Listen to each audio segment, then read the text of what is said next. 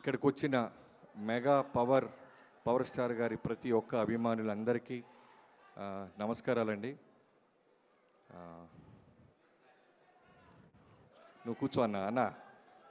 మామూలుగానే మైక్ అంటే నాకు లోపల చాలా చిన్నపాటి టెన్షన్ ఉంటుంది.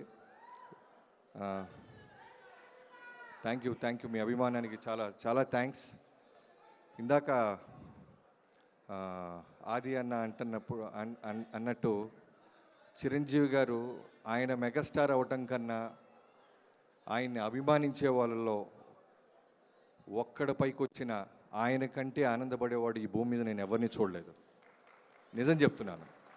నాకు తెలిసి మీలాగే ఆ వెనకాల రోల్లో నుంచి నా జీవితం మొదలై ఆయనతో ఆల్మోస్ట్ 6 years నుంచి ఆయన కుటుంబంలో ఒక మెంబర్లాగా నేను దగ్గర నుంచి చూసి హానెస్ట్గా మనస్ఫూర్తిగా చెప్తున్నాను, చిరంజీవి గారిని మించిన చిరంజీవి గారిని మనం చూడలేము, రాబోరు.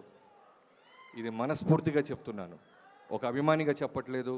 ఆయనతో పాటు పనిచేసిన ఒక దర్శకుడిగా, ఒక టెక్నీషియన్గా చెప్తున్నాను. చాలా చాలా చాలా గొప్ప వ్యక్తి. ప్రేమించండి, మనం అందరం హ్యాపీగా ఉంటాం. ద్వేషించండి, ఆయన ఇంకా డబల్ పైకి వెళ్తూ ఉంటాడు.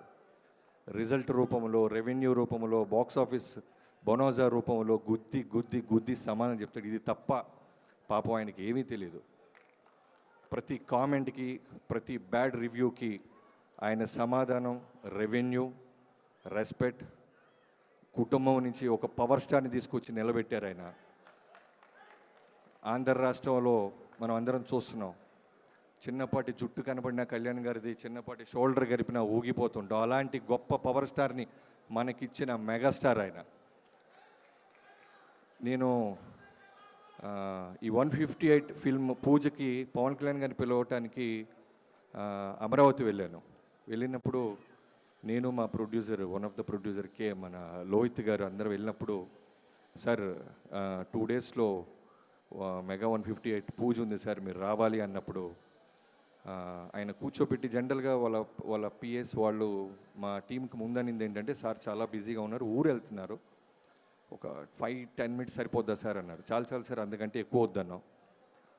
బట్ అలాంటి కళ్యాణ్ గారు 158 పూజగా రావాలన్నప్పుడు 2 గంటలు నాకు టైం ఇచ్చారు. కారణం ఏంటంటే, మా అన్నయ్యతో సినిమా ఎలా ఉండాలో తెలుసా బాబీ అంటూ ఒక అభిమానిగా ఆయన మాట్లాడినప్పుడు, నిజం చెప్తున్నాను, ఇది నా ఆడియో ఫంక్షన్ కోసం దాచుకున్నాను, కానీ మీ అందరి ఆనందం కోసం చెప్తున్నాను.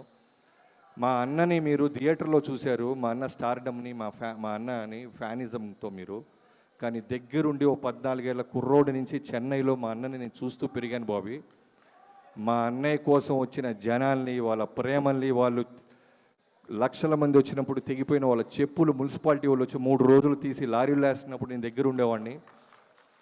ఆయన కోసం వచ్చిన దండలు, ఆయన కోసం వచ్చినప్పుడు ఆ తొక్కిసలాట్లో చిరిగిపోయిన చొక్కాలు చూసే భాగ్యం నాకు కలిగింది. అలాంటి మెగాస్టార్ గారిని మళ్ళీ బలమైన కథతో తీసుకురా, తమాషా కన్నా ముందు ఒక ఎమోషన్తో బలంగా గుద్దు థియేటర్ మీద. మెగాస్టార్ అంటే అభిమానుల్లో ఫస్ట్ నేనే ఉంటాను, ఫస్ట్ కాపీ నాకు చూపించు, నీ ఆడియో ఫంక్షన్ నువ్వు పిలవపోయినా వచ్చేలాగా చేయి బాబీ అని ఆ రోజు అడిగారు ఆయన. సో అలాంటి కళ్యాణ్ గారికి మాట ఇచ్చి మొదలెట్టాం 158. రేపు పొద్దున గ్లిమ్స్ రాబోతుంది, ఖచ్చితంగా రాసి పెట్టుకోండి. చిరంజీవి గారిని చాలామంది, మనం కోట్ల మంది పొగిడితే రజనీకాంత్ గారి లిరిక్ ఒకటి ఉంటుంది, 100 మంది తిడుతుంటే కోట్ల మంది పొగుడుతుంటారని అనిరుద్ధ్ చేశాడు. సో అలా అక్కడక్కడ కామెంట్స్ వస్తున్నప్పుడల్లా నాకు అనిపించేది, వాల్తేరు వీరయ్య నా ప్రేమనంతా నింపేసి రాసి కొడితే 250 కోట్లు కొట్టాం వాల్తేరు వీరయ్య. సో అప్పుడు కూడా అక్కడక్కడ చిన్న కామెంట్స్ చూసాం మేము. ఆ కామెంట్స్ కూడా సమాధానం చెప్తున్నాం 158 సినిమాతో. మెగాస్టార్ గారిని ఎప్పుడూ చూడని ఒక extraordinary mass angle, emotional angle. నాకు రుద్రవేణ్ అంటే చాలా ఇష్టం, స్వయం కృషి అంటే బాగా ఇష్టం, ఆపద్ బాంధవుడు అంటే ఇంకా ఇష్టం. కానీ ఆ సినిమాలు ఎక్కడో కమర్షియల్ యాంగిల్ లేకపోవటం వల్ల బాక్స్ ఆఫీస్ దగ్గర మనం పెద్ద రెవెన్యూ చూడాల. బట్ కమర్షియల్ యాంగిల్ పెట్టి అలాంటి రుద్రవీణ, అలాంటి స్వయం కృషి చిరంజీవి గారిని మనం మళ్ళీ చూడాలి అనే ఒక కృషితో రాసిన కథ ఇది. రేపు గ్లిమ్స్ వచ్చిన తర్వాత మిగతా విషయాలు మాట్లాడుకుందాం. మెగాస్టార్ గారితో పనిచేస్తున్నప్పుడు క్లియర్గా అబ్జర్వ్ చేస్తే ఒకే విషయం అర్థం అవుద్ది. సినిమా తప్ప వేరే సెకండ్ విషయం ఆయన మాట్లాడు, ఆలోచించడు, స్పేస్ కూడా వేస్ట్ చేసుకోరు. నిజం చెప్తున్నాను. ప్రతి అభిమాని గురించి తెలుసు ఆయనకి. ప్రతి అభిమాని ఎక్కడో కష్టంలో ఉంటే ఫోన్లో మాట్లాడుతూ ఉంటారు. ఇందాక ఎవరో చెప్పారు, గబ్బర్ సింగ్ సినిమాలో వన్ ఆఫ్ ద ఆర్టిస్ట్కి ఇబ్బంది జరిగితే మొన్న ఒక కీ షాట్ తీస్తుంటే ఒక్క 2 minutes బాబీ అని పక్కకి వెళ్ళి ఫోన్ మాట్లాడొచ్చి ఆయన ఎంత డబ్బులు ఇస్తున్నాడో ఒక్కడు రాయడు, ఒక్కడు చదవమను, ఎవరు బయటికి చెప్పరు, ఆయన చెప్పమండు. ప్రతిరోజు ఆ చెయ్యి ఎంతమందికి చెక్కుల మీద సంతకం పెడుతుందో దగ్గరున్న నాకు ఒక్కడికే తెలుసు. నేను అన్నాను ఓ రోజు, అనయ్య దగ్గరున్నాను కాబట్టి నాకు సరిపోతుంది, మీరు ఇన్ని లక్షలు ఇస్తుంటారు, మీరు ఇటుపక్క అక్కడి నుంచి కళ్యాణ్ గారు ఎవరు మాట్లాడరేంటి వీరి గురించి అన్న. మాట్లాడటం కోసం చేయట్లేదు కదా సాయం అన్నాడు ఆయన.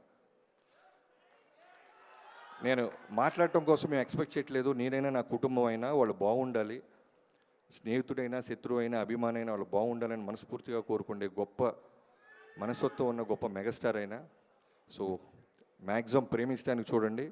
ఏమాత్రం చిన్న చిన్న మీ టైం వేస్ట్ చేసుకుంటే కొడితే బాక్స్ ఆఫీస్ కొడతానే ఉంటాడు. పవర్ స్టార్ని ఇచ్చారు, మెగా పవర్ స్టార్ని ఇచ్చాడు, ఎంతోమంది డైరెక్టర్లు ఇచ్చాడు, ఎంతోమంది కొరియోగ్రాఫర్లు ఇచ్చాడు, ఎంతోమంది యాక్టర్లు ఇంటికి పిలిచి మాట్లాడే అవసరం ఆయనకి ఏముంది చెప్పండి. ఒక చిన్న సినిమా హిట్ అయినా ఫస్ట్ ఫోన్ కాల్ అయిందే ఉంటుంది, ఇంటికి పిలుస్తారు. చిన్న చిన్న హీరోలే ఈ మధ్య మనకి టైం ఇవ్వట్లేదు, అలాంటిది ఎక్కడో ఉన్న వాళ్ళకి ఫోన్ చేసి మాట్లాడతారు. ఈ మధ్య ఇంకొక విట్నెసెస్ ఎవరో ఒక లేడీ యాక్ట్రెస్ చిరంజీవి గారిని కలవటానికి కుదరట్లేదు అని ఎక్కడో ఫీల్ అవుతుంటే ఎవరో చెప్పారు ఆయనకి.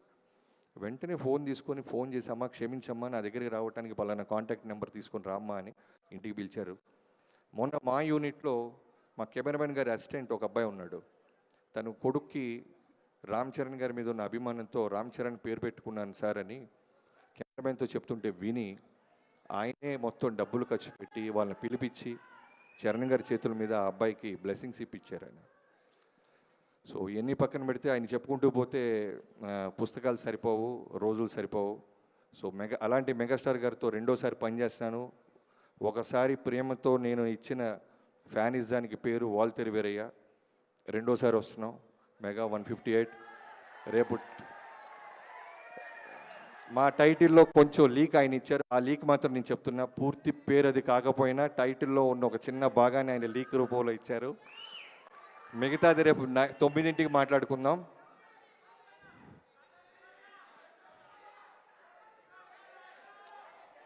ఒకడు తప్పకుండా చేస్తాను.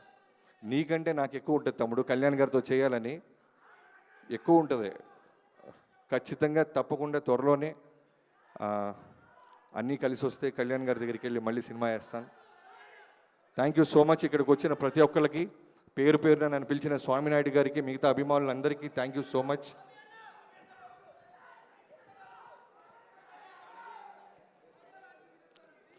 ఆడియో లాంచ్ గ్రాండ్గా చేద్దాం, జనాల్లో ప్రతి అభిమాని ఉండేలాగా చూద్దాం.